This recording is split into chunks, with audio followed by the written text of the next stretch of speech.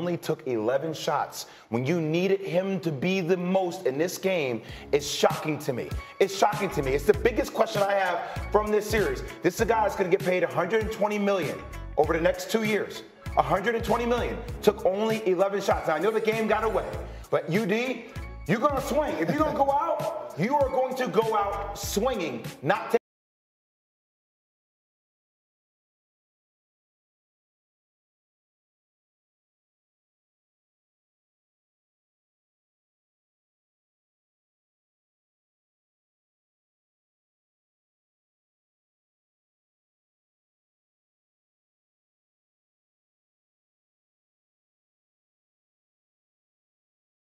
Not Jimmy Butler now. This is what he's there for. Win one game Just to one. force a game 6 where there would have been extra time and maybe Steph makes it back. What did we see from Jimmy Butler? I mean, this is who Jimmy is. I tell people this all the time. Jimmy is a very smart, calculated offensive player. He preys on mistakes. He needs you to have weaknesses. If you don't have a weakness, if you don't make a mistake, it's a tough night for Jimmy Butler. You put Jaden McDaniels on him. You have Ant-Man on him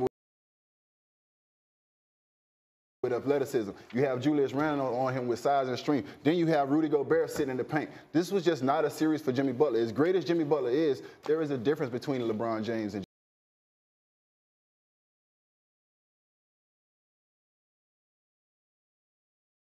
Jimmy Butler. There's a difference between Dwayne Wade and Jimmy Butler. There's a difference between those guys. And that takes away nothing from Jimmy's greatness. He said it himself. I'm not the fastest. I don't jump the highest. I don't have the most skill level, but I play hard as hell. Well, that wasn't enough in this series. Honestly, guys, this is without Steph, this team is back to the future, right? I don't think any of you would take Jimmy Butler over Stephen Curry. And so now you swap them out, and we're back to the team that we saw prior to February, which we all wondered if they had a chance to do anything in this window that was closing on Draymond and Steph. So I get it. I hear you, Jay, and that was certainly the expectation. This is why you made the trade. But the practical basketball of it all, you're now back to this roster where you're questioning whether these supporting cast can hold the line enough, and it's way too much pressure on your centerpiece. Let's remember what Jimmy said when he got to Golden State. Exactly. I'm Robin. I'm Robin.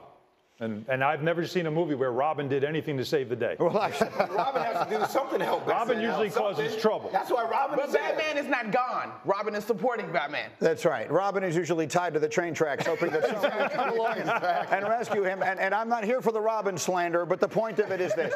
I will admit that I am a hopeless romantic, and so when they made this deal and Draymond said, oh, we've got a chance now to win a championship, I found myself dreaming one last run for Steph.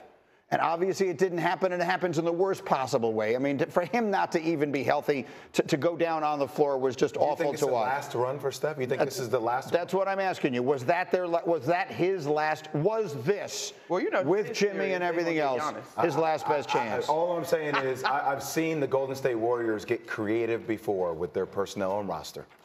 The one I just never big move. You're saying big move.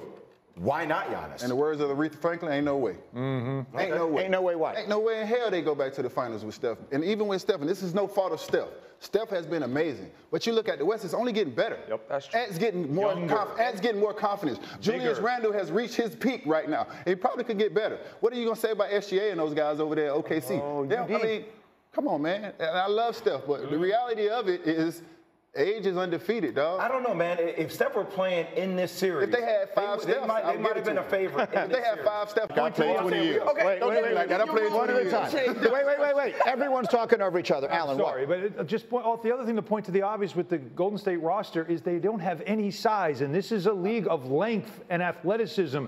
They don't have either one of those. They spend a lot of time on the perimeter. Butler was getting them to the free throw line. He did have 11 free throw attempts in this game. It's the one thing he did continue to do. But when Draymond Green is your big man and he's 6'8", you're not going to win a lot of games in the Western Conference with the way those teams are built. I understand. I'm just saying, with Curry and Butler in the lineup, they were 23-7. So I hear what everybody's saying about the fact that, hey, I would have had Minnesota favored, just like a lot of us had the Celtics favored, except Monica, right? So all I'm saying is things do happen when you got a guy like Steph that can get hot and pop off at any time. So maybe the point is, if we're ever going to see him back on that stage again, they're going to need one more big